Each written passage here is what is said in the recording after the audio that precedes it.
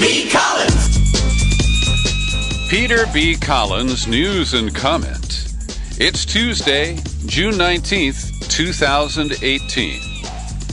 The political skirmish over the optics of state-sponsored child abuse continue to play out. Will this be a defining moment for Republicans who peel away from Trump? Or will he be able to appeal to the dark side and prevail? Now, Democrats are betting a lot on this.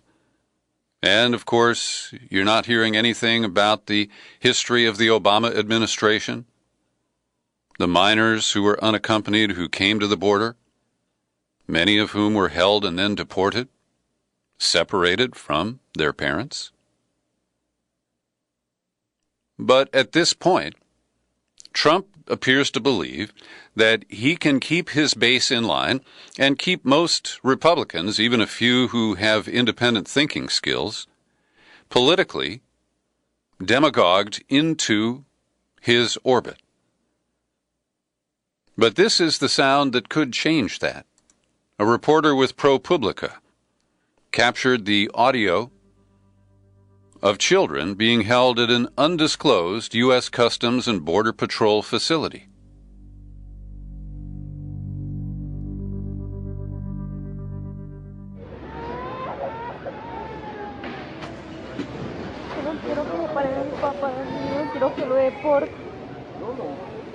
Last Friday night, Kathy and I took care of a 4-year-old, Gabriel, while his parents were out for the evening.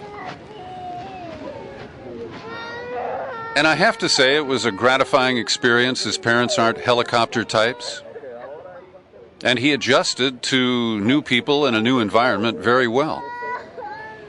But as he was trying to go to sleep, he realized that he wanted his mommy. So we solved that with a little FaceTime. But that's not available. The people who are the custodians of these toddlers and children are not permitted to touch them. In most cases, some may violate that prescription. But this cruel, barbaric, and inhumane treatment of these children, I do believe, is producing a wave of revulsion, a wave that even washes up on the hard right shores of the Trump loyalists. And this issue appears to be so politically potent for the Democrats that last night Rachel Maddow didn't mention Russia once in the entire hour of her program. This is a break that has not occurred in months, and I watch her show virtually every night. Not necessarily every minute of it, because that Russiagate stuff gets pretty tiresome. But last night she was all in on Trump, the child abuser. And to me that suggests that the Democrats, whose talking points are reflected by the coverage on MSNBC, believe that this could be a defining moment. Will they be able to push back on Trump's demand that these children and the dreamers who he's held hostage since last September will be traded for a border wall and tougher immigration policies, merit-based, not family-based? And at this point, the Democrats are talking a good game, and they appear to have the desire to fight. At least some of them do. But I have to note that the power on the other side is, in some ways, equal, if not greater. The power of hate and the ability of people to sit there with their remotes and feel superior to these migrants who come knocking on our southern border, desperate for entry into the United States. And the superiority that reality TV shows like Trump's Apprentice have given to so many Americans, where they can sit there in their comfy chair, sip on their favorite adult beverage, and feel superior to the people who they see on their flat-screen TV. And the kind of bookend to Rachel Maddow is Rush Limbaugh. And I listened to him for a few minutes on the radio this morning on the way to the secret studio. and he was railing that this is a manufactured crisis. Jeff Sessions is just being a good Nazi. He's just enforcing the law with his zero-tolerance policy. And he buys into this lie that it's a Democrat problem that they created. And there are complicated issues here, okay? The difference between a family that applies for asylum together and a family that crosses the border at a non-port of entry and doesn't request asylum, they're treated differently under American law, and it's complicated. And also, it's just strange that when they are separated by ICE, the border agents, the kids are then turned over to Health and Human Services, a completely different department. And like the gap between the computer systems of the Pentagon and the VA, we have no assurance that the computer systems that give a child a number, we're not yet tattooing it on them, Nazi style. But there's no way of knowing if HHS has that number and if they can communicate with the immigration people to let the parents know where their children are being held and let the children know, vice versa, where the parents are.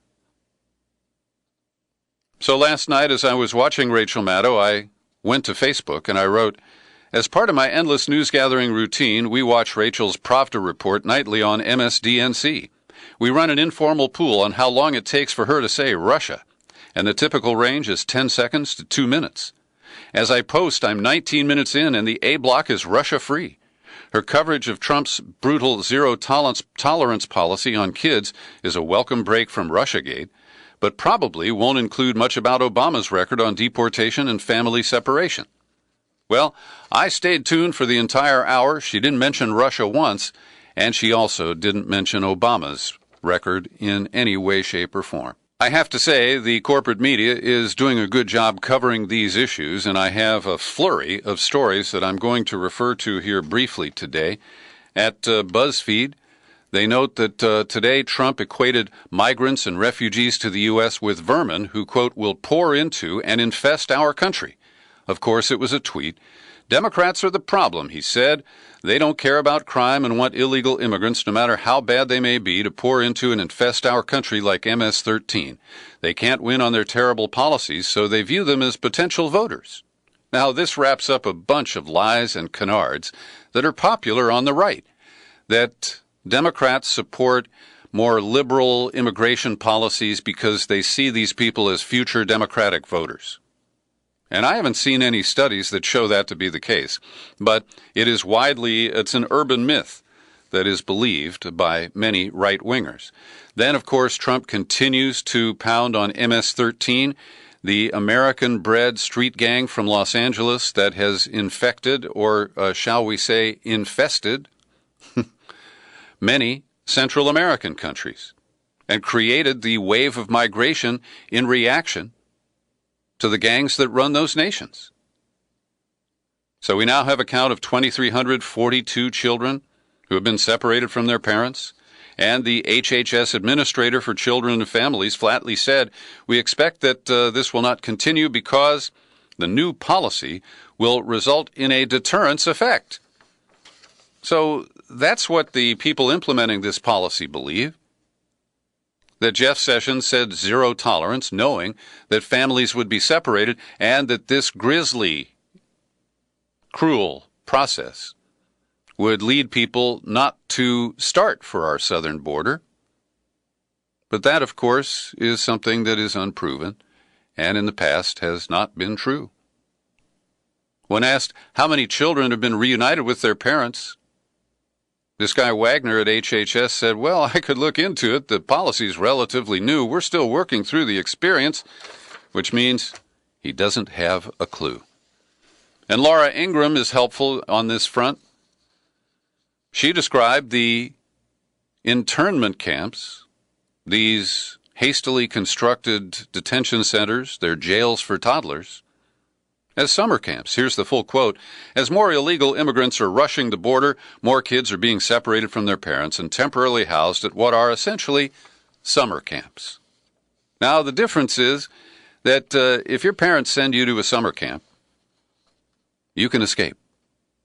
There aren't armed guards there. There isn't chain link fencing. And that's why this is such an obscene show.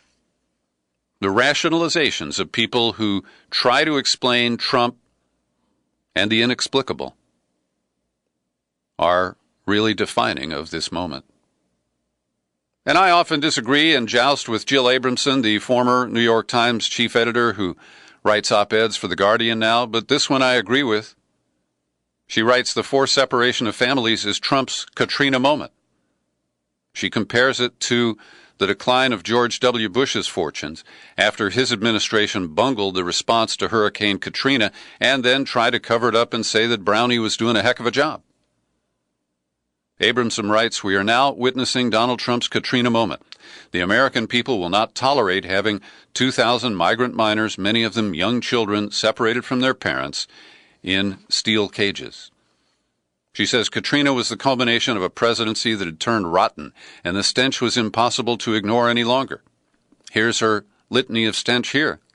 The forced separation of immigrant children at the border is the exact same phenomenon, just in a tighter time frame.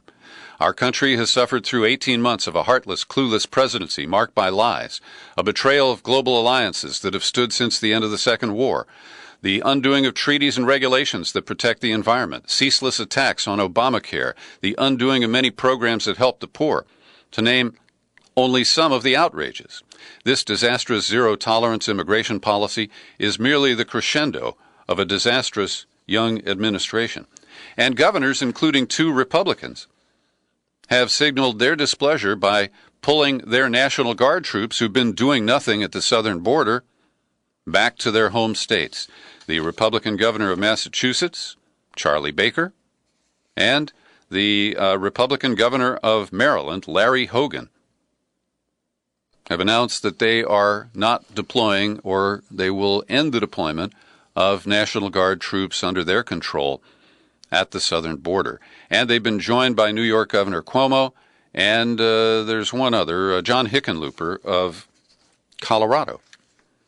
Jerry Brown, our Moonbeam governor here in California, already said and stipulated that our National Guard troops would be repairing vehicles at the border and not separating families.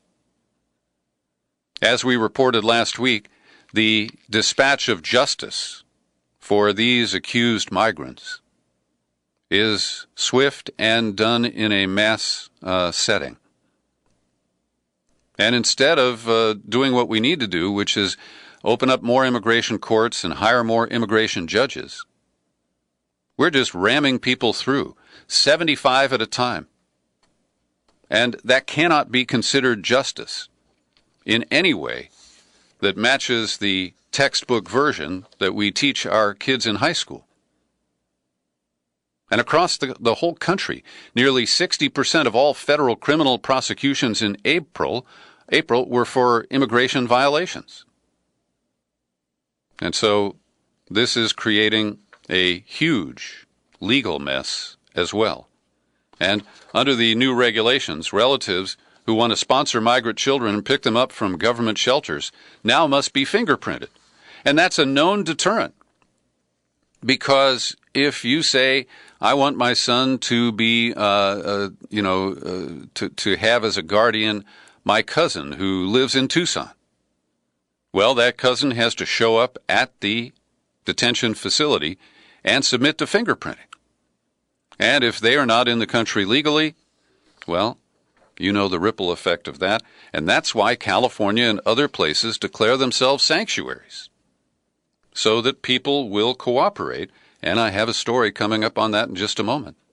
The psychological impact, the PTSD that these young people who are being detained will experience is likely to haunt them for their entire lives. And the idea that these are disposable, subhumans, this kind of vermin, that people like Trump and his followers, his Twitter fans, they don't have to worry about. They're not as good as white Americans. And therefore, inflicting trauma on them in the service of sealing up our borders and deterring others from trying to cross, I can't rationalize it, but many people can. And according to a professor of human development in Rotterdam, the separation causes impersonal, unstable, fragmented care, which not only impacts on attachment or stress regulation, but also on physical growth parameters such as height, weight, head circumference, and brain development. They will be set back for life. And a good editorial at today's New York Times headlined, "When did caging kids become the art of the deal?" And they have an apt metaphor here. Trump is like an abusive husband, blaming his wife for the beatings he delivers. "Why do you make me do this? I hate doing this. If you'd only be reasonable and listen to me, things wouldn't have to be this way." That is the twisted, ill logic that's at play here. Later, the editorial reads, "This bit of nastiness belongs entirely to Trump. He has made a choice to torment undocumented families, and his attempt to pass the buck is dishonest and gutless. In reality, by making the immigration topic even more radioactive, Trump has made a rational legislative debate much less likely. House Democrats would be nuts politically and on policy grounds to swallow either of the unpalatably conservative plans that are being offered. And Trump is going to put some gasoline on the fire. He's visiting Capitol Hill this evening to lobby Republicans to give him his border wall and to include draconian terms." And Frank Bruni, the columnist, op-ed columnist at the New York Times, uses the language that I've been using for months. He says, "Why don't we call the terrified children whose incarceration is riveting the country what they are at this point? Not migrants, not detainees, not pawns. They're hostages." And he says this is the art of the deal with human collateral. Trump traffics in fear. That's where the hostages come in. If they're young and innocent, so be it. That only ratchets up their utility. And I mentioned the sanctuary policies that allow undocumented people to report real crimes to the police. And a Texas sheriff's deputy in Bexar County stands accused of repeatedly sexually assaulting a 4-year-old girl and threatening her mother by saying he would turn her over to ICE because she is undocumented. And the suspect is a Latino, 47-year-old Jose Nunez, a detention officer, 10-year veteran of the Bexar County Sheriff's Department. He was arrested while off duty after the victim's mother took her daughter to a local fire station for help.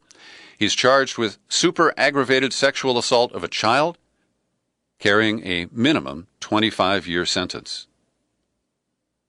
But this is the kind of twisted behavior that is enabled by Trump's hate and by essentially sending the message that immigrants are a lower order of being. And while they aspire to the rights and the privileges that we enjoy as Americans, Trump's message is they don't deserve it. He does. Melania does. But they don't. And at the New York Times, they correctly determine the paternity of these hateful policies. It's Jeff Sessions and his former Senate staffer, Stephen Miller, now a top advisor in the White House to Trump. It is Miller who has championed the idea inside the White House of zero tolerance, selling Trump on the benefits of a policy that his adversaries have called evil, inhumane, and equivalent to child abuse or the internment of Japanese Americans during World War II. And this virus does travel across borders. Last week, the new Italian minister of the far-right government, Matteo Salvini, turned away the ship with 630 migrants who'd been picked up on the Mediterranean Sea. And today, he vowed to root out and expel thousands of the nomadic Roma people from Italy, shrugging off critics who say that this is reminiscent of the country's fascist past. Now, Americans typically call the Roma gypsies. When I've traveled in Italy, I've had encounters, some of them unsavory. And I recognize that this is an irritant in the Italian culture. But it's basically and obviously racist that Salvini wants to single them out. He has proposed a census of the Roma, which is unconstitutional in Italy And he is getting pushback. But one of his big critics, who is a former senator, Francesco Palermo, he's also a human rights expert who has defended the rights of the Roma, he said that the real problem is that the reaction to Salvini is generally positive. It is very simple and very scary. Except for intellectuals and certain journalists, most people would say there's nothing wrong with this, and that is the tricky point. Salvini knows this, and Trump knows this. He knows that he can rely on the hateful inner thinking of many of the people who he has empowered to speak their hateful ideas. Every day I pause for a second to thank the people who support my work here at the Peter B. Collins Podcast with your subscriptions. And I've mentioned that we're celebrating 9 years of podcasting this month. I'm looking for 9 new subscribers. Will you be one? Well, Lorna Garano has stepped up with a new annual subscription. Thanks, Lorna. And Margaret Anderson, Janet Price, they continue to kick in, $10 a month. And there's that great actor, Joey Perillo. You saw him in The Sopranos, and he kicks in $5 a month. Will you join them? I invite you to. Visit peterbcollins.com. Find the menu tab. Click on it. Click on Become a Subscriber. You land on the sign-up page. And in just a couple of minutes, you can set up a PayPal subscription that fits your budget. And if you're allergic to PayPal, I understand, you can communicate through the U.S. mail. Drop me a note or a check or cash, a money order, whatever you like, at Box 150, 660, San Rafael, California, zip code 94915. That's Box 150, 660, San Rafael, 94915. Well, we've been following the ups and downs of voting rights issues, the fake notion of voter fraud, the reality of election fraud driven by Republicans who run elections. And Greg Palast has been an excellent source for us on these hijinks. Chris Kobach is the guy who set up the cross-check list that prevented millions of people, mostly Democrats, from voting in 2016. And in a federal court case where Kobach insisted on representing his office himself, the judge has ruled against him for bad lawyering and for an unconstitutional measure that he got passed into law a few years ago in Kansas, requiring proof of citizenship in order to register to vote. And the judge in the case, whose name is Julie Robinson, a George W. Bush appointee, she sanctioned Kobach with 6 hours of continuing legal education because she admonished him for failing to follow proper rules of federal civil procedure in introducing evidence in the courtroom. And she said that while Kobach insists that a handful of cases, he offered 129 instances in the last 18 years of non-citizens who registered or attempted to register to vote. And the judge said, the defendant insists that these numbers are just the tip of the iceberg. This trial was his opportunity to produce credible evidence of the iceberg, but he failed to do so. Instead, the court draws the more obvious conclusion that there is no iceberg, only an icicle, largely created by confusion and by administrative error. Yes, it's intentional. It is a sham. And it stands in many Republican jurisdictions and in the minds of many Republicans as just a no-brainer. Hey, man, I don't mind showing my driver's license when I go to the polling place. That's not the point. And people intentionally miss that point. The guy who served as Trump's master of darkness, the internet guru Brad Parscale, who's been promoted to campaign manager for the re-election campaign in 2020, Parscale has tweeted out a comment calling for the firing of Attorney General Jeff Sessions and ending the investigation into Russiagate led by the special counsel Robert Mueller. The tweet reads, "Time to fire Sessions, end the Mueller investigation. You can't obstruct something that was phony against you. The IG report gives Donald Trump the truth to end it all." Now that's bullshit. And, you know, it kind of cuts both ways. I'd love to see Jeff Sessions lose his job. But if you do that, a new attorney general would not have to recuse him or herself from the Russia investigation and could fire Mueller. And while I'm dubious about the claims of Russian hacking and meddling in our election, Mueller has dug up a lot of corruption. He's found some proven liars who work for Trump. And while those don't prove the original notion of Russiagate, they are legitimate crimes to prosecute. And I do not support shutting down the Mueller investigation. Meanwhile, day 2 of Michael Horowitz grilling on Capitol Hill. He's the Inspector General who dinged Comey last week as insubordinate for the Hillary Clinton email investigation. And he's being hammered by both parties again. But they fail to look at the real record of the FBI. And they will never fix the serious problems with that agency. The way they run roughshod over the rights of Muslim Americans with their frame-ups, the use of national security letters instead of court orders, and the cover-ups that the FBI has run over its own agents' misdeeds over the years. The Senate staffer who's accused of leaking to reporters, James Wolfe, he's made a very unusual demand. His lawyers want the judge to issue a gag order that it would extend to the Twitter habits of the current occupant of the White House. That's right. Because Trump tweeted out a comment about James Wolfe on the day he was arrested, saying that the Justice Department had caught a leaker. You cannot leak classified information.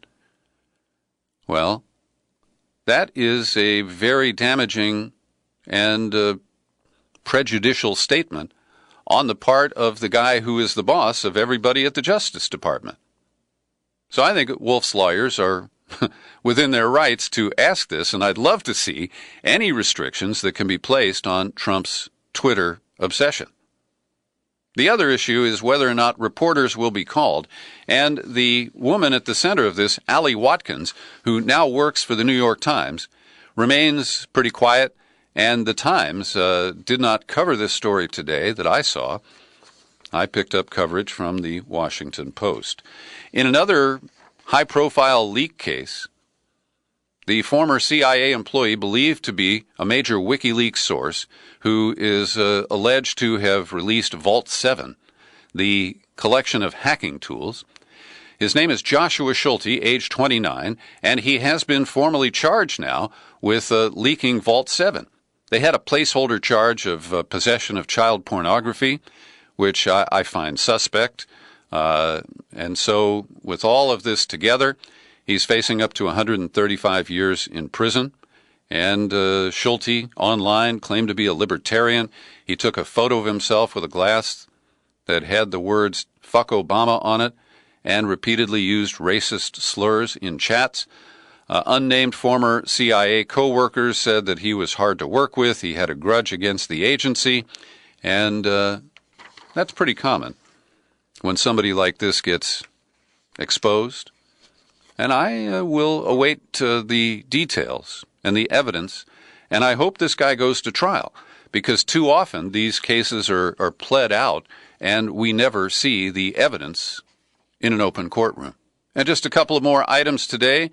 In the News and Comment podcast, Kim Jong-un arrived in Beijing today to hold talks with the leader of China. And this is an interesting development as the U.S. has basically moved on from the Singapore talks. That's not really in the news. We don't have any information about follow-up talks being scheduled to define denuclearization and all of those things. So Trump has shifted back to the trade war with China. And because of the linkage that he created, trying to use trade to pressure China to in turn pressure Kim Jong-un, well, that channel is now being reversed. And China is leaning on Kim to cool things off with Trump a little bit in an effort to pressure Trump to stop the trade war. But it's not stopping. Trump threatened yesterday to levy tariffs on nearly all of China's products shipped into the United States, including iPhones. And you know, China only imports a couple of $100 billion from the United States, while we import about $500 billion, $505 billion, from China each year. And so there are limits to, how much this tit for tat can actually achieve. And the bottom line is you and I will pay more from the products imported from China. There's also a move in the United States Senate driven by some Republicans, including knuckle-draggers like Tom Cotton and Marco Rubio, who are putting a restriction on Trump's ability to deal with the Chinese telecom company ZTE. Now, we know that tariffs and restrictions announced in April were said to be bringing the company to the brink of bankruptcy, and so Trump wanted to ease off. But this measure passed by 85-10 in the Senate, and it orders the reimposition of the punitive measures that Trump has tried to roll back. So this is quite a messy, complex situation, and the only thing I can predict at this point is that we're all going to lose. And remember how Trump said we'd get tired of winning so much? Thanks for listening to my daily news and comment podcast. You're free to share it far and wide. You'll find it on YouTube, and I am Peter B. Collins. Happy trails to you until we meet again. Happy trails to you. Keep smiling.